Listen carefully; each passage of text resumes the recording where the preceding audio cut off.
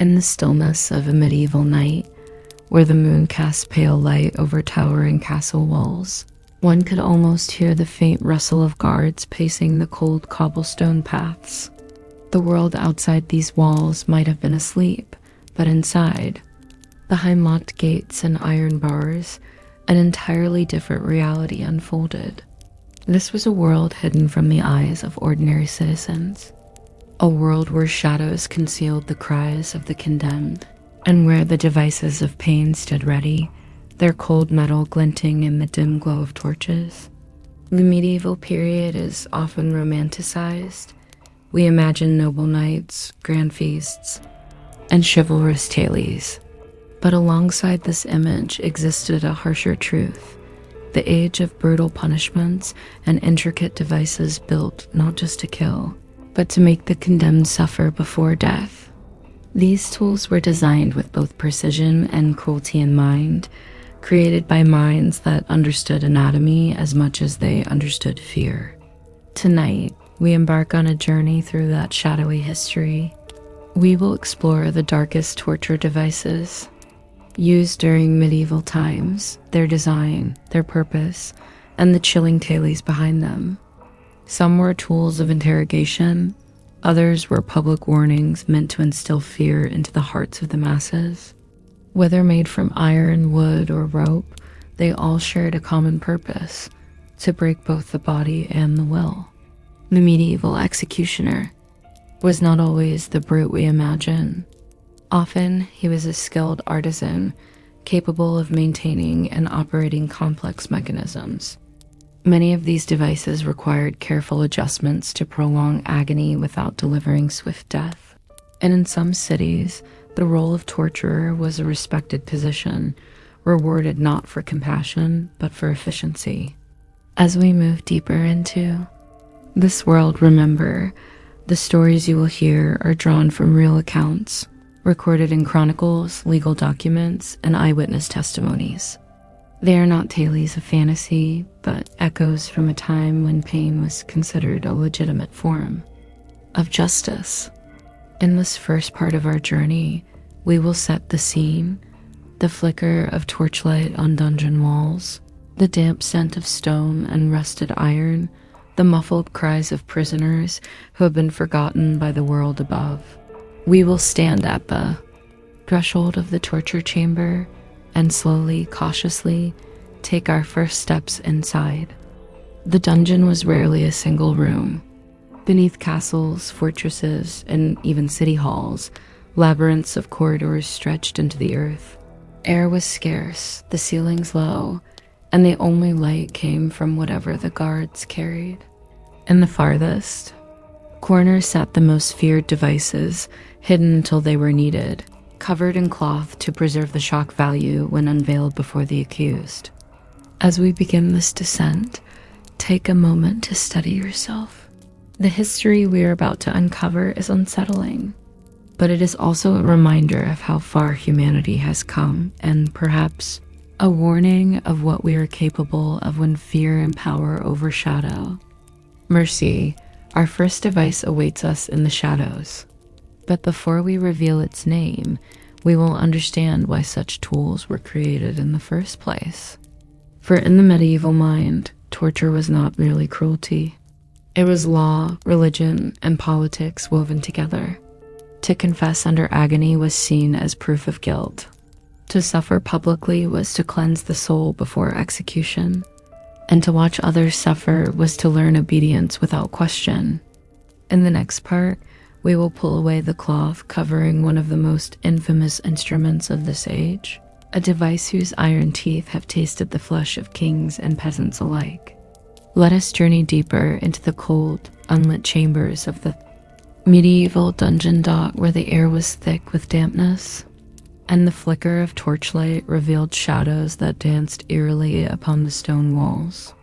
This was not a place for the faint of heart. Here, justice, if it could be called that, was served through pain and fear. The further we go, the more disturbing the devices become. The Iron Maiden, this towering sarcophagus-like coffin, was lined with sharp spikes on the inside. When a victim was placed within and the doors were slowly closed, The spikes would pierce their body, not immediately killing them, but ensuring hours, perhaps even days of agony. The darkness, the confinement, the slow loss of life. It was as much psychological torment as it was physical. The Judas cradle at first glance, it seemed like a strange pointed stool, but in reality, it was a cruel punishment that targeted both the body and dignity. The victim would be suspended above the pointed pyramid and lowered onto it. The sharp tip caused immense pain, and the torture could last for hours or days. Wounds often led to infection, a death sentence, and an age without proper medicine. The brazen bowl, a life-sized hollow bronze bowl, crafted with incredible detail. Prisoners were locked inside, and a fire was lit beneath. As the metal heated, the person within would burn alive. But the most horrifying detail, the bowl was designed so that the screams echoed and transformed into the sound of a raging bull. A nightmarish blend of suffering and spectacle. The rack, one of the most infamous torture devices ever created. The victim's wrists and ankles were tied to opposite ends of a wooden frame. Slowly, a wheel would be turned, pulling the limbs further apart until joints dislocated and bones broke. The sound of sinew tearing was as terrifying as the screams that accompanied it. While we can recount these horrors now in the safety of the present, in the Middle Ages, this was not simply the stuff of nightmares. It was reality. It reminds us how far humanity has come, and how easily cruelty can be masked as justice. Rests now with the thought that such chambers are long abandoned. Their devices left to rust in silence. Moving deeper into the cold and dim chambers of a medieval dungeon, we encounter the scavenger's daughter, a brutal inversion of the rack's logic. Where the rack sought to stretch its victim, this device sought to crush. Imagine a heavy iron frame shaped like an angular A. The prisoner would be forced into a crouched position, their hands bound to their ankles, and the frame would then close tightly, folding the body into an excruciating ball. The pressure crushed the chest, made breathing shallow, and caused blood to rush into the head, sometimes bursting capillaries in the eyes. The scavenger's daughter was reportedly favored in the Tower of London during the reign of Henry VIII. It was smaller and more portable than the rack, making it ideal for moving prisoners or keeping them in perpetual discomfort without needing a large torture chamber.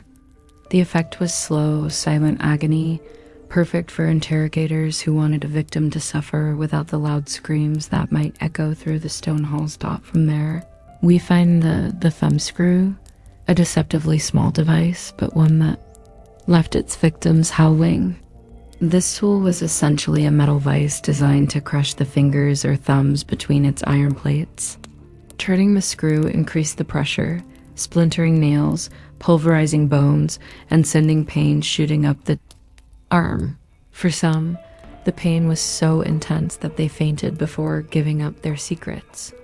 The beauty or horror of the thumb screw was that it could be easily carried and applied anywhere, from battlefields to courts. It was the perfect instrument for extracting confessions quickly, moving to something more sinister in its psychological dimension. The heretic's fork was a sharp metal rod with prongs on both ends, one pressed under the chin, the other into the chest just below the collarbone. The device was strapped around the neck, forcing the victim to keep their head perfectly still. If they fell asleep or nodded, the sharp ends would pierce their skin deeper. Torture here was as much about sleeplessness and fear as it was about direct pain.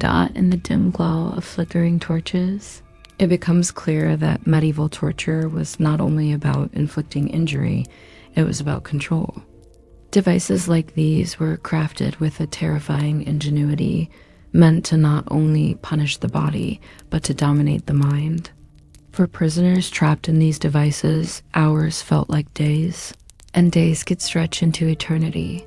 We now come to the Judas cradle, a device as cruel as it was humiliating.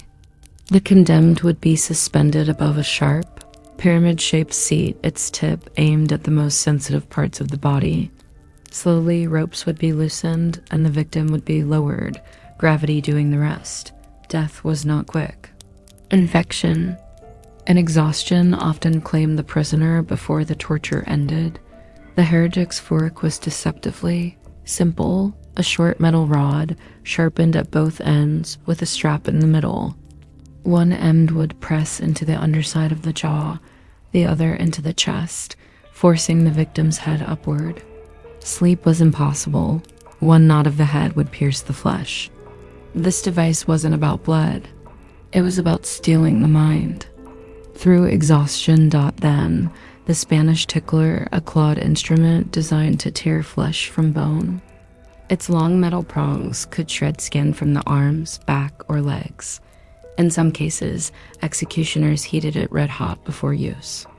The sound of tearing skin and the screams it produced would haunt even hardened soldiers. And there was the chair of torture.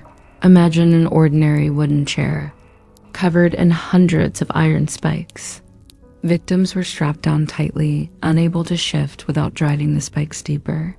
Some versions of the chair had iron plates underneath, which could be heated, until the flesh began to cook. These tools were rarely used to simply end a life. Instead, they were weapons of fear, carefully designed to break the will before the body. In medieval society, seeing or hearing of such devices was enough to ensure obedience. The power of the executioner was not in the final act, but in the knowledge that they could make it last for hours or days. In the dim and cold chambers of medieval dungeons, the scent of damp stone and rusting iron lingered heavily in the air. These were not places of justice, but of fear. One of the most feared devices was the scavenger's daughter, the cruel sister of the Iron Maiden. Unlike its infamous sibling, which confined a person upright in a coffin of spikes, the scavenger's daughter crushed the victim into an agonizing crouch. The prisoner's knees were forced tightly against the chest. Head bent down, and heavy iron clamps locked the body in this unnatural, suffocating posture. The device pressed with relentless force until blood rushed to the head, eyes bulged, and breathing became a desperate, shallow gasp. Hours could pass, or only minutes, depending on the jailer's mood. Release was no mercy. Muscles tore, joints popped, and many never stood straight again. Yet, the medieval mind was endlessly inventive when it came to pain. Take, for instance, the Spanish donkey, a triangular sharpened beam upon which the victim was made to sit, legs weighted with stones. The pressure on the groin was unbearable, often cutting into flesh and causing permanent injury long before death arrived.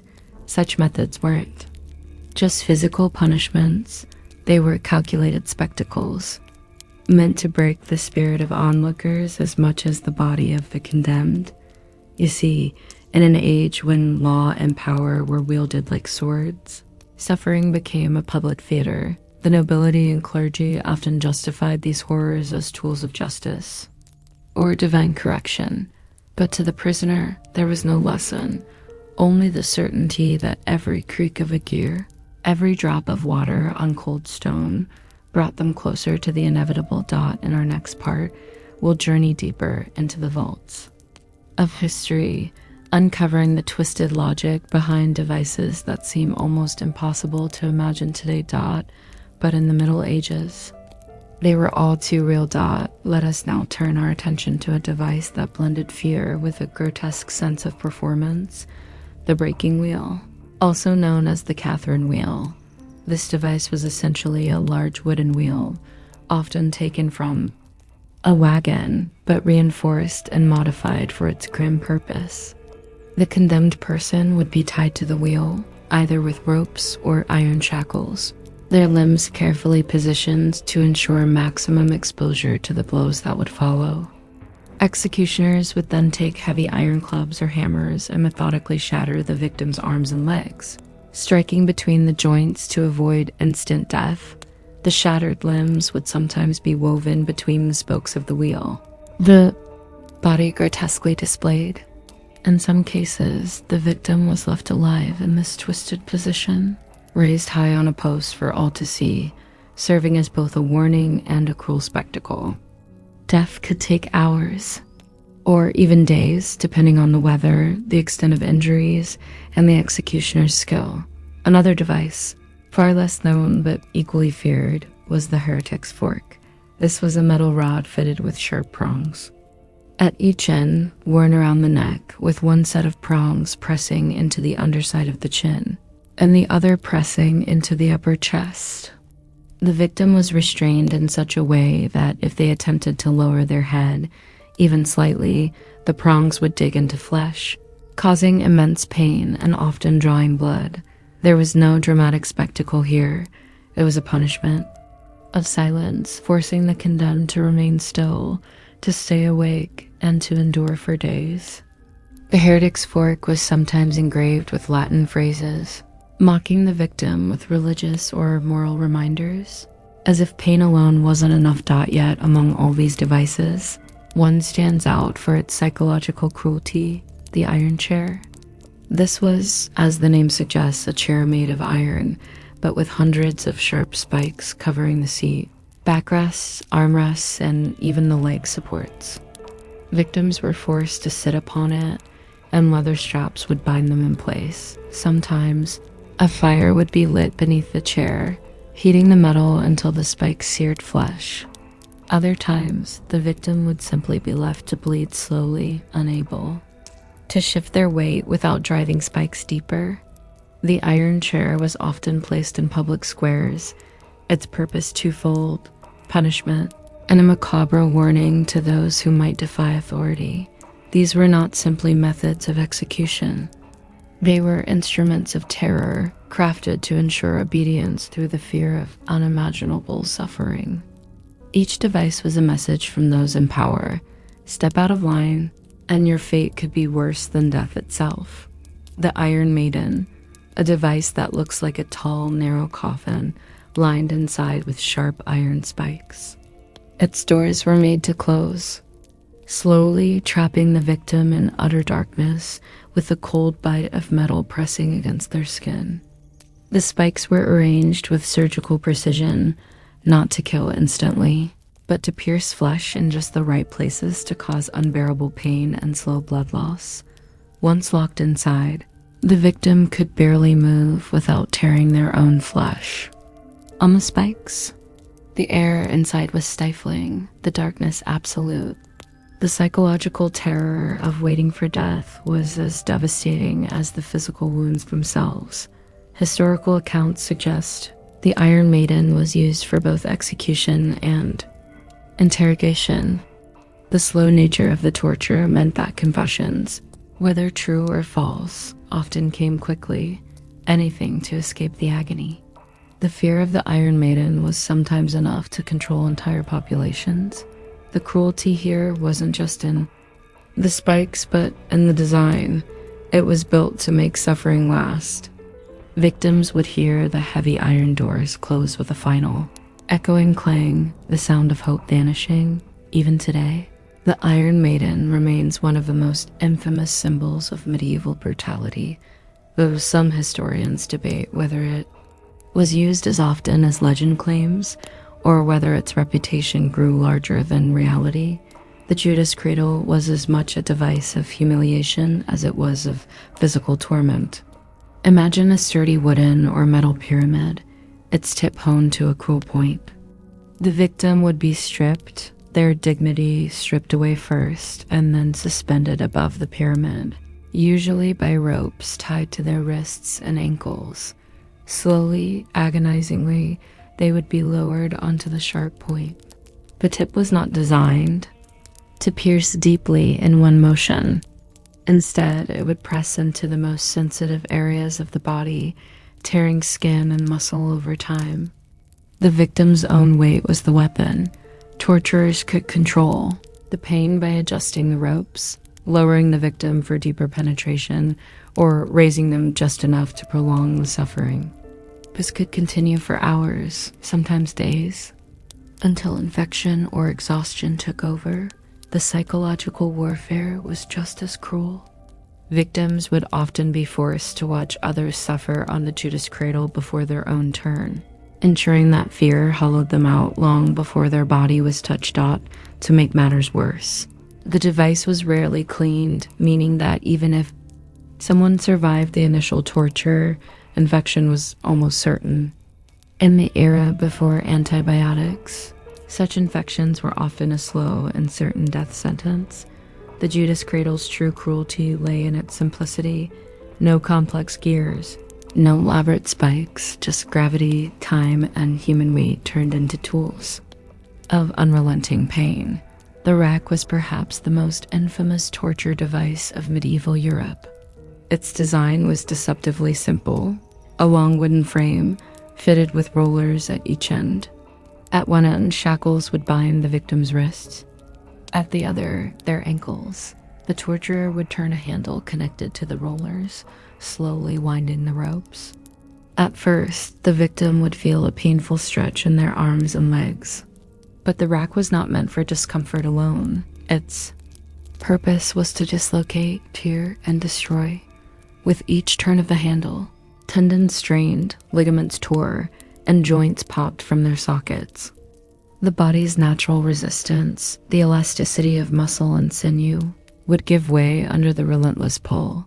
Those subjected to the rack would often scream in agony long before bones began to break. The device could elongate a person's body by several inches, permanently crippling them even if they survived. Interrogators used the rack, not just for punishment, but for extracting confessions.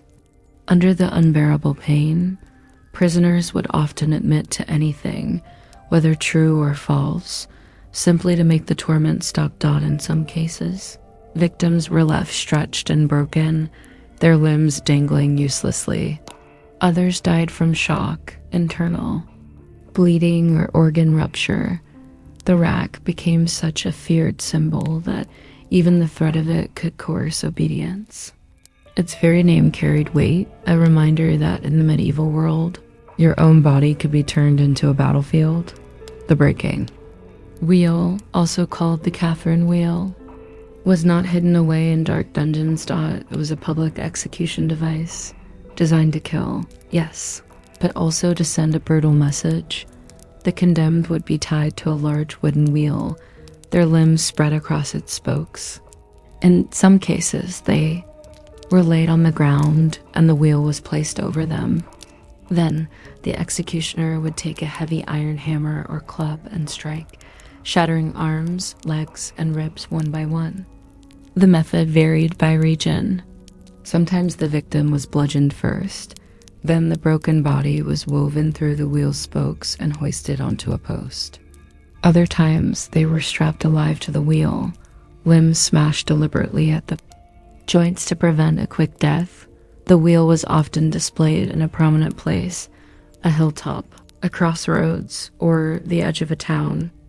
Crows and scavenger birds would descend, feeding on the victim's flesh while the townspeople passed by. Death could take hours, even days. Exposure, blood loss, and shock would finally end the agony. For those watching, the sight was unforgettable. Bones twisted at impossible angles, the body turning slowly under the weight of the sun and wind. To the medieval mind, the breaking wheel was justice made visible, a way to ensure that everyone saw the cost of defiance or crime. But in truth, it was also a form of public theater where pain and death became a spectacle, hidden away in the deep shadows of medieval torture. Chambers was a device both deceptively small and unimaginably cruel, the pair of anguish. Unlike massive wheels or towering racks, this was a handheld tool made not for public spectacle, but for private, precise torment. It resembled a metal fruit, pear-shaped, cold to the touch, crafted from iron. At first glance, its polished, bulbous form might seem harmless, but at the top, a turning screw connected to four curved, hinged petals. When twisted, those petals would slowly spread outward, transforming the smooth pear into a jagged, expanding flower of steel. The device had different variations, one for the mouth, one for the rectum, and one for the most brutal of all, the vagina. The intended target determined the size and shape of its expanding leaves. The torturer would insert it while closed, the victim restrained, often gagged, their cries echoing against damp walls. Then, with deliberate slowness, the screw was turned taut at. First, there was only pressure, an alien, invasive sensation. But as the petals expanded, the soft tissues inside would tear, muscles would strain, an agony would ripple through the body dot in the mouth. It could shatter teeth and dislocate jaws.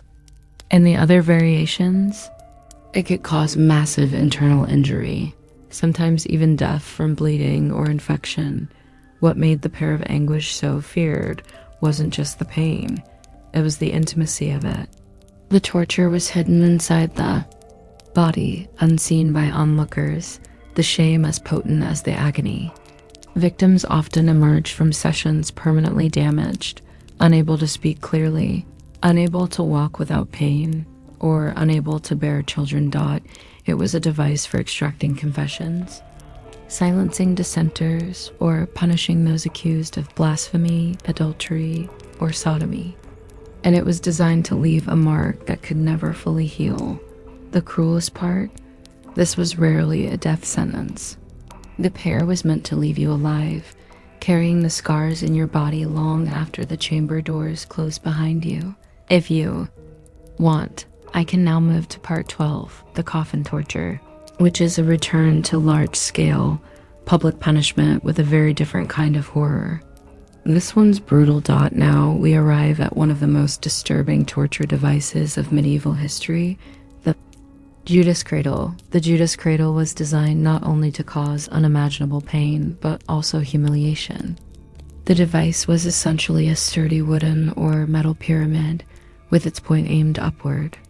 The victim would be stripped of their clothing and hoisted above it, often by ropes tied to their wrists or ankles, and then slowly lowered onto the sharp tip. The pyramid's point would be inserted into the victim's most sensitive areas, sometimes the anus, sometimes the genitals, sometimes both. The torture was not meant to be a quick execution. The victim's weight was their enemy. Every twitch, every attempt to adjust position would cause the sharp tip to press further in, tearing delicate tissue and causing agonizing injury. Sometimes, the torturers would add weights to the victim's legs to make the descent quicker and more brutal. Other times, they would allow the victim to remain in place for hours, even days, prolonging the agony and risking infection. This infection was often intentional. The tip of the pyramid was sometimes smeared with filth before use, ensuring that, even if the victim survived the session, they might die slowly from disease. One of the most disturbing aspects of the Judas cradle was its psychological cruelty. The victim knew that even the smallest shift in their body would drive the sharp point deeper. It forced them into a state of complete, helpless stillness, all while enduring constant pain. Historical records are scarce on how often the Judas cradle was actually used. It is possible that, like many medieval devices, it was exaggerated in later retellings, but even if its exact usage is debated, the symbolism alone speaks volumes about the brutality of the era. This was not just punishment. It was designed to break the human body and the human spirit, to make the victim a spectacle of fear for everyone watching. In the next section, we will move on to a device that combined the slow torture of crushing with the psychological horror of seeing your own destruction. The head crusher. The head crusher was a device that turned the human skull into a slow-breaking cage of pain. It was deceptively simple, a metal frame with a base plate for the chin and a top plate for the skull, connected by a screw mechanism. The victim's head would be placed between the two plates, the chin resting on the bottom, the skull pressed against the top. Once secured, the torturer would slowly turn the large handle at the top, Forcing the plates together. At first, the victim would feel intense pressure in the jaw and teeth. As the screw tightened, the teeth would shatter, splintering inside the mouth. The jawbone would snap, forcing the tongue backward. Eyes would bulge as the pressure increased, and in some cases, they would burst from their sockets. The slow turning meant that the victim remained conscious for much of the process, aware of every crunch and crack. The device wasn't always used to kill.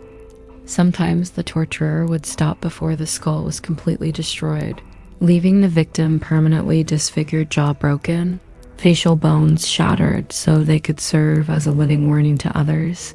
Its efficiency was part of its horror. Small, portable, and requiring no flames or large setup, it could be used in dungeons, courts, or even on the battlefield.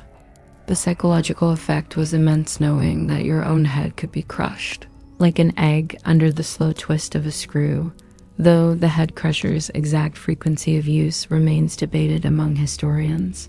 It has become one of the most infamous symbols of medieval justice and cruelty, proof that sometimes the simplest tools are the most terrifying. In the next part, we'll explore a device that did not destroy the head, but instead twisted and shattered the human body piece by piece. The breaking wheel.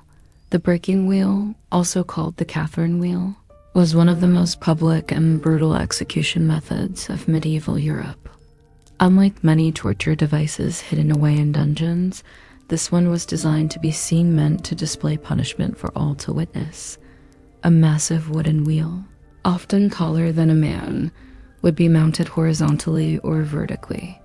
The condemned was tied spread eagle across its spokes, their arms and legs fully extended and vulnerable. Once secured, the executioner would use a heavy iron bar or hammer to methodically smash the prisoner's limbs. The blows would shatter bones one by one, first the arms, then the legs, carefully avoiding immediate death. This left the body limp, twisted, and grotesquely bent, yet the victim often remained alive. In some cases, the broken body was left on the wheel for days, exposed to the sun, wind, and scavenging animals. Townsfolk would pass by, seeing the victim suffering as a warning of the consequences of crime or treason. Sometimes mercy came in the form of a coup de grace, a final crushing blow to the chest or head to end the agony. Other times, death came slowly through shock, dehydration, or the simple exhaustion of enduring unbearable pain. The breaking wheel was not just execution, it was theater. Its purpose was to terrify the living as much as punish the guilty.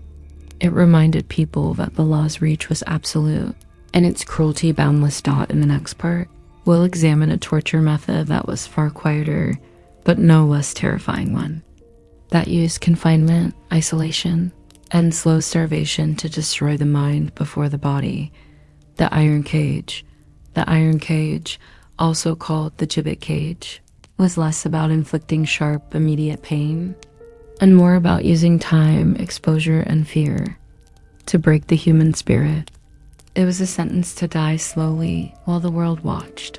The cage itself was forged entirely from iron bars, shaped to fit the human body. Some were crude and box-like. Others were meticulously built to hold a man upright, his arms pinned at his sides, his neck locked in place. They were just large enough to contain a person, never large enough to move, sit, or lie down. Once locked inside, the prisoner was hoisted up and hung in a public place, often from a high post, the city, gates, or along a busy road. Here, there would be no shelter from the sun's burning heat, the cold night air, or the biting wind. Food was rarely given. Water, if offered at all, came in tiny amounts, just enough to prolong the ordeal. Birds, drawn by the smell of unwashed flesh and fear, would perch on the cage. Sometimes they would peck at exposed skin. For those convicted of the most serious crimes, piracy, murder, treason, the sentence did not end with death. The body would be left to rot inside the cage for weeks, sometimes months. The sight of blackened skin and hollow eye sockets served as a grim warning to anyone passing by. The iron cage was psychological torture as much as physical. It crushed a man's dignity long before it took his life. A man might die from thirst, exhaustion, or the sheer despair of knowing that his end was coming slowly. With no hope of mercy. In the next part, we'll step into the depths of one of the most feared tools of interrogation, a device built to silence screams, force confessions, and leave no escape. The rack. The rack, arguably the most infamous torture device of the medieval world, was designed with one simple purpose: to pull the human body apart, joint by joint. It looked harmless at a glance, just a long wooden frame with rollers at each end and heavy ropes attached. But those who saw it in use knew it was a machine of unbearable agony. The prisoner would be laid flat upon the frame, wrists tied to one end, ankles bound to the other. Then the crank would turn, slowly at first, stretching the arms and legs in opposite directions. With each turn of the handle, the tension increased, tendons strained, muscles tore, joints dislocated. At first, the pain was searing but survivable. But as the stretching continued, shoulders would pop from their sockets, hips would tear apart, and the spine itself could snap under the relentless force. The true cruelty of the rack wasn't always in killing, it was in keeping a man alive long enough to speak. Many victims confessed to crimes they never committed, simply to make the torment stop. After the interrogation, some were released broken in body but not in spirit. They would never walk properly again, their limbs permanently deformed, their bodies twisted. For others, the rack was their final resting place. The moment the body could stretch no more and the soul was torn free.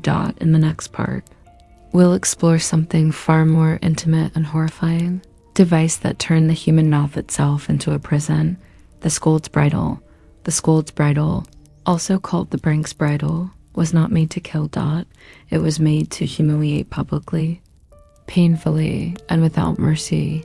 Shaped like an iron cage for the head, it fits snugly over the skull.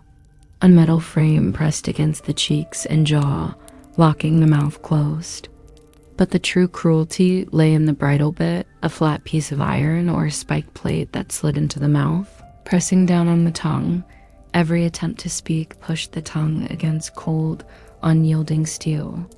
If spikes were added, as they often were, each word drew blood. In medieval towns, women accused of gossiping, nagging, or speaking too boldly were paraded through the streets wearing this device. Crowds would jeer, throw rotten food, and shout insults. The victim could not answer back. Every movement of the tongue brought a fresh stab of pain. This punishment could last hours. By the time the bridle was removed, the mouth would be swollen, the tongue torn, and the victim too afraid to speak for days or even weeks. The scold's bridle wasn't about truth. It wasn't about justice. It was about control. A silent face in a loud crowd. A warning that some voices were not meant to be heard. In the next part, we'll turn to a device meant not for silencing, but for crushing. The thumbscrew. At first glance, the thumbscrew looks harmless. Just two flat iron plates connected by a screw mechanism. But in the hands of an inquisitor, it became a weapon of pure precision pain.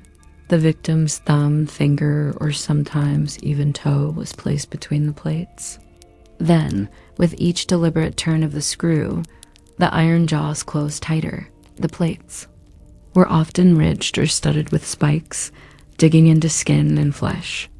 At first there was pressure, then sharp, unbearable pain as bones began to fracture. In torture chambers, the thumbscrew was favored for one simple reason: it left the victim alive but broken. The damage could be permanent splintered bones, torn tendons, and crushed nails, but the prisoner could still walk, still speak, still confess. Interrogators sometimes used it in front of other prisoners, letting the slow turn of the screw echo through the hall.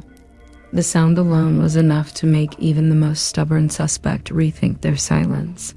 Some versions were large enough to crush multiple fingers or even both thumbs at once. Others were portable, small enough to be carried in a pocket, ready to be used in the field. The pain wasn't sharp like a blade, it was deep, grinding, relentless. The kind of agony that crawled into your bones and stayed there. Next, we moved from crushing flesh to tearing it apart. The rack. The rack was perhaps the most infamous torture device of the medieval world, a massive wooden frame designed for one purpose: to tear the human body apart, 1 inch at a time. The victim was laid flat, wrists bound to one roller at the head of the device, ankles tied to another at the foot.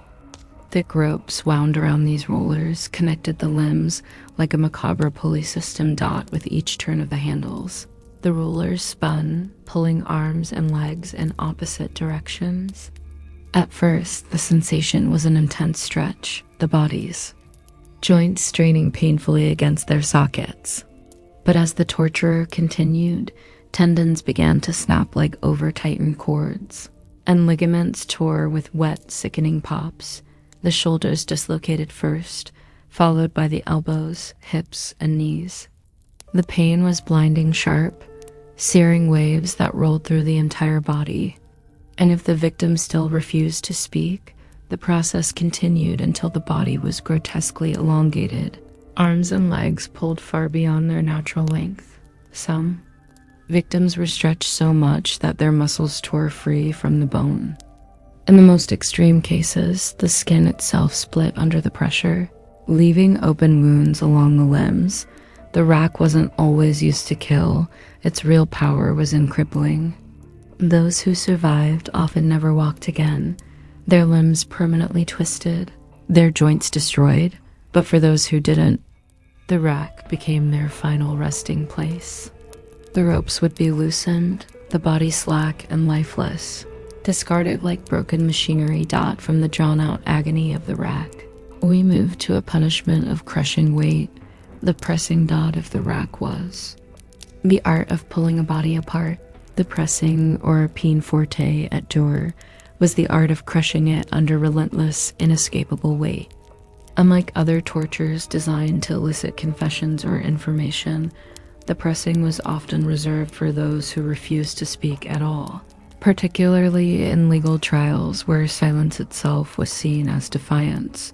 The condemned was brought into a cold, dimly lit chamber.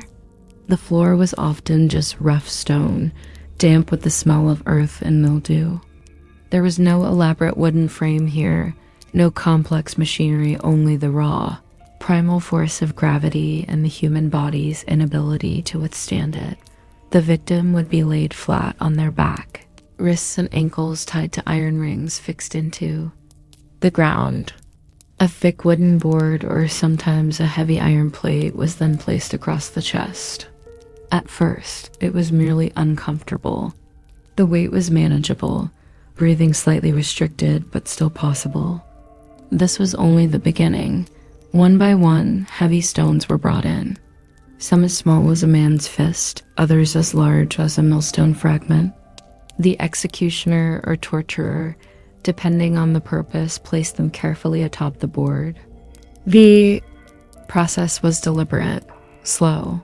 Each new stone sank the weight deeper into the ribs, forcing the lungs to work harder for every shallow breath. As the minutes turned to hours, the pain grew unbearable. The ribcage, designed to expand with each breath, could no longer rise fully. Oxygen deprivation set in, a dizzying, choking haze clouding the mind. The heart pounded violently, trying to keep up, but every beat seemed weaker than the last. In many cases, the stones would be added not all at once, but over the course of hours or even days. This ensured that the victim did not die too quickly. Between additions, the torturer might pause, waiting for the trembling body to stabilize, to keep the victim conscious just long enough to decide whether to speak, or to let the punishment continue. The agony wasn't only in the chest. The crushing weight pressed the spine into the cold stone floor beneath. grinding vertebrae and compressing organs.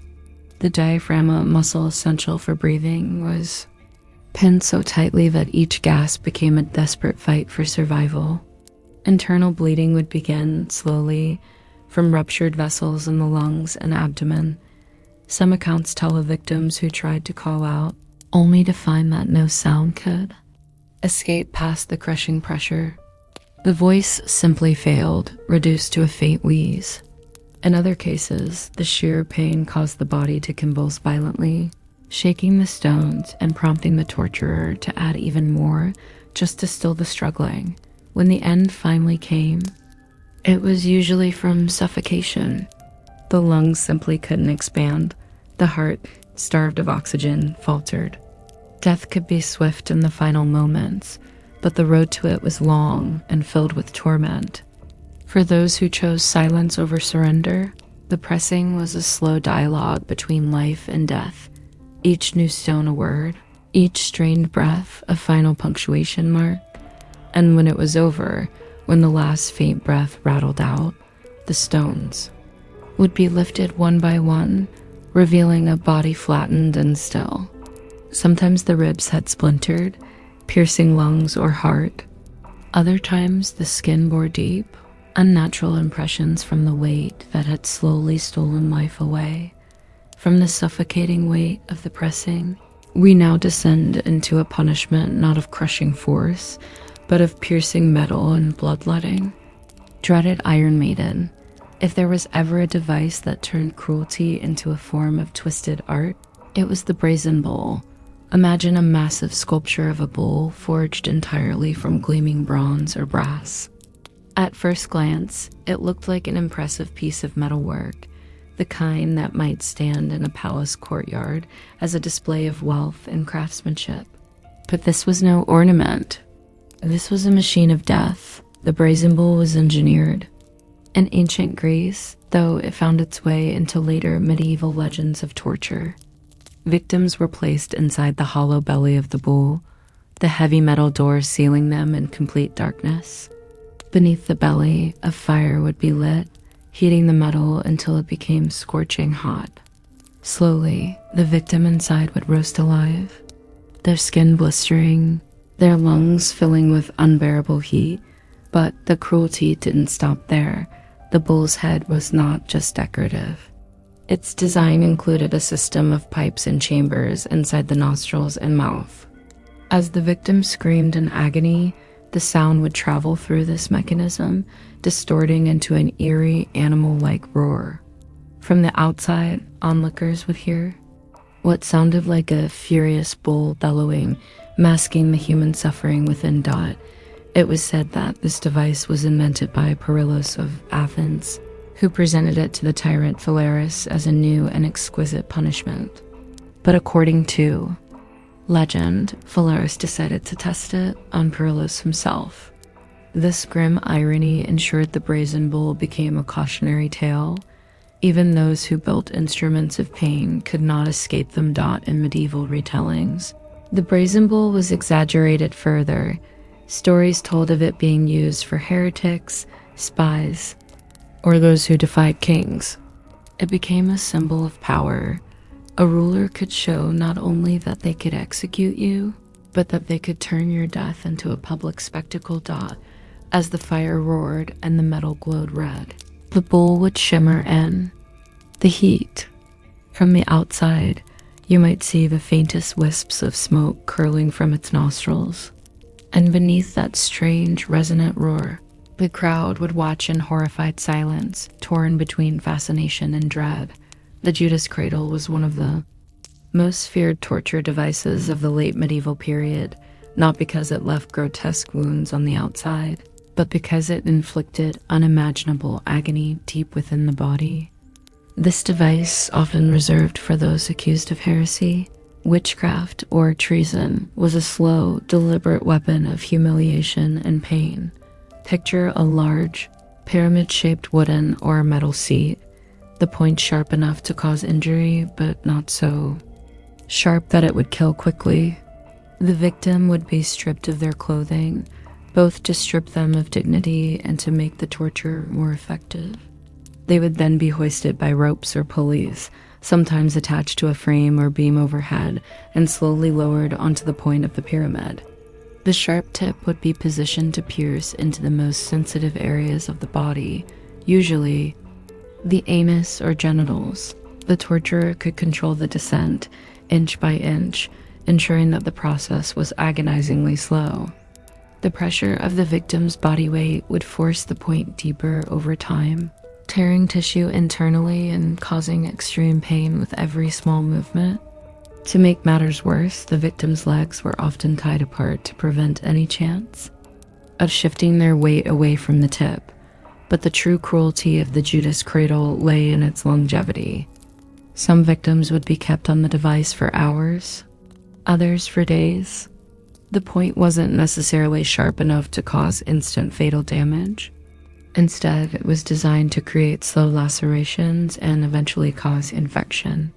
If the device was not cleaned, and in most cases it wasn't, the pyramid would be coated with dirt, blood, and other remains from previous victims. This meant that those who survived the initial ordeal were almost certainly doomed to die later from infection. The Judas cradle also served as a public display of power. In some executions, the device would be set up in a town square where the victim's suffering could be witnessed by the public.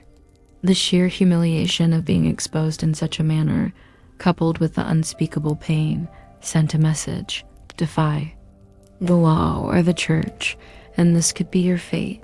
Even among torturers, the Judas cradle had a reputation for being particularly psychological. Many devices, the rack, the breaking wheel, inflicted obvious external damage. But the cradle's harm was intimate, hidden beneath the skin and compounded by shame. Some victims reportedly begged for death within minutes of being lowered. Knowing full well that no one intended to grant that mercy quickly, it's believed the Judas cradle was used primarily in Italy and Spain during the Inquisition, though variations existed across Europe. Records from certain city-states describe it not as an execution device, but as an interrogation aid, a chilling euphemism for prolonged, deliberate torture. In the dim torchlight of a dungeon, with the scent of rot in the air and the knowledge that no rescue is coming, the victim would hang suspended above the pyramid, listening to the creak of the ropes and the mocking footsteps of their captors. They knew exactly what awaited them when the pulley wheel began to turn. In contrast to the rack, which stretched a prisoner's body to the point of tearing tendons and ligaments, the scavenger's daughter inflicted pain in the exact opposite way. It was a cruel iron frame, designed to compress a victim into an agonizing, unnatural position, folding the body inward until bones, joints, and even blood vessels felt as if they would burst. Invented in the reign of King Henry VIII by Sir Leonard Skeffington, this device looked deceptively simple: a metal hoop or set of bars hinged together, shaped to clamp down upon the victim. Once a prisoner was forced inside, the contraption would press their knees to their chest, forcing the head down between the legs, the spine bent into a suffocating curve. The compression caused blood to rush to the head so violently that sometimes the victim's nose or ears would bleed, and in some cases, small blood vessels in the eyes would rupture, leaving them with bloodshot or even partially blinded vision. Many who endured the scavenger's daughter were not interrogated for long. It was unnecessary. The agony was so immediate, so complete, that even the most stubborn prisoners would break within minutes. But here lay another layer of cruelty. Even after release, the effects could last for weeks. Damaged joints, strained muscles, and lingering migraines haunted those who survived. Imagine for a moment the suffocating silence of a damp tower cell in the Tower of London, the faint dripping of rain through the ceiling, and the groan of the iron hinge as the devices opened. The prisoner is forced inside, the steel biting into their skin as the bars close around them. The more they struggle, the more the frame digs in. The air feels thinner, every breath becomes a desperate gulp. The scavenger's daughter was used, not just to punish or extract information, but also to humiliate. Victims were often displayed publicly after a session, their faces flushed deep crimson, trembling and weak, to serve as a warning to anyone who might think of defying the crown. Among the most grotesque and sadistic instruments of torture devised during the European Middle Ages, the breast ripper stands out not merely for its brutality, but for the symbolic cruelty it carried. Designed specifically for the punishment of women, most often those accused of adultery, heresy, blasphemy, or even suspected witchcraft, it was a tool meant to disfigure permanently, to strip away dignity along with fleshed out. The device itself was deceptively simple in construction. It was made of iron, often forged into 4 sharp, curved claws, sometimes smooth, sometimes serrated, that formed a sort of claw-like clamp. Each claw was attached to a handle or chain, depending on the method of use. When heated in the fire until red hot, it was applied to the victim's bare chest. The claws would sink into the skin, and with a brutal jerk, the torturer would tear away flesh, muscle, and, in the worst cases, an entire breast. Its use was not always fatal, though death often followed from blood loss or infection. Survival meant a lifetime of pain, scarring, and social humiliation, especially in societies where a woman's physical appearance was closely tied to her perceived virtue. The process itself was deliberately staged for maximum fear. The condemned woman would be bound, sometimes to a wall, sometimes to a table, her arms raised to prevent movement. In the shadows of a torch-lit dungeon, the iron claws would be held over flames until they glowed a deep orange red. The hiss of hot metal meeting skin would be followed by a scream that could pierce stone walls. Even when not heated, the breast ripper was capable of inflicting devastating injury. Some versions, known as iron spiders, were mounted on a wall, and the woman would be pulled toward them so that the claws could be driven deep into her flesh. Others were portable and could be used publicly, making the punishment both a physical and psychological weapon, a warning to other women about the price of defiance. Records from the Inquisition and witch trials in Germany, France, and Italy mention the device repeatedly. Often it was used in conjunction with other tortures, whipping, branding, or prolonged imprisonment, ensuring the victim was broken in both body and spirit. Imagine the cold stone beneath bare feet, the smell of burning metal mixing with damp air, the flickering light revealing the gleam of iron.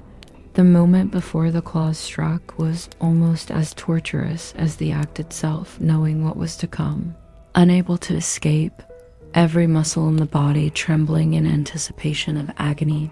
Survivors, if they could be called that, were marked forever, not only by mutilation but by the stigma attached to their punishment. In an era where whispers could destroy reputations, the scars told a story society would never let them forget. Our journey into the shadows of medieval cruelty nears its end.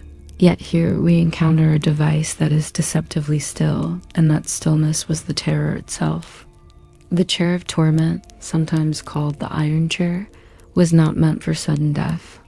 No, it was crafted for lingering agony. Imagine a heavy, throne-like seat made entirely of metal, its surface covered in hundreds, sometimes thousands of small, sharpened spikes. The victim was forced to sit, often naked or with minimal clothing, to ensure the spikes pressed directly into the skin. Once seated, leather straps or iron clamps secured the ankles, wrists, chest, and even the head. Movement was impossible. Each breath, each twitch, pressed the body deeper into the spikes, causing small but constant bleeding. The chair itself did not kill instantly. Its purpose was prolonged suffering. Often, interrogators would place heated coals or braziers beneath the seat, warming the metal until the spikes burned the flesh. This added a searing dimension to the pain, turning sharp punctures into blistering wounds. Some chairs were designed so that the victim's feet could rest on separate plates that could be heated independently. Others had spikes on the armrests and backrests positioned to pierce pressure points, ensuring that even stillness was no relief. The psychological toll was as severe as the physical. Knowing there was no way to adjust your body without worsening your injuries created a sense of complete helplessness. The faint scent of blood, the metallic chill of the seat, the soft hiss of coals, each reminded the victim of the endless hours ahead. This device was not always meant for execution. In many cases, the prisoner would be removed after hours or days, permanently scarred, both physically and mentally. In the twisted logic of medieval justice, such survivors were walking warnings, living testimonies to the power of the authorities. The chair of torment reminds us that the cruelty of the past was often not in the swiftness of death, but in the deliberate stretching of suffering measured, patient, and utterly merciless dot as our journey through the darkest torture devices of medieval times draws to a close. The echoes of iron chains and the faint creak of wooden contraptions fade into the distance. The dungeons, once filled with screams and shadows, now lie silent empty halls where dust slowly settles on relics of human cruelty. It's almost hard to believe these were real. Tools built not for creation, but for pain and control. From the twisting agony of the rack to the suffocating terror of the iron mask, each device whispered a truth about the medieval world, that fear was as much a weapon as any sword, but time has a way of softening the sharpest horrors. What was once common practice is now locked away in history, studied and remembered, not repeated. These instruments of suffering remain in museums and records, a reminder of the extremes to which power, vengeance, and superstition can drive. Human hands as you rest now, let these images dissolve into nothingness. The torchlight fades, the dungeon doors close. You are far from the cold stones and heavy chains, safe in the present, with only the quiet hum of sleep surrounding you. Close your eyes, breathe deeply. Let the last remnants of this tale drift away as you sink into a peaceful, dreamless slumber.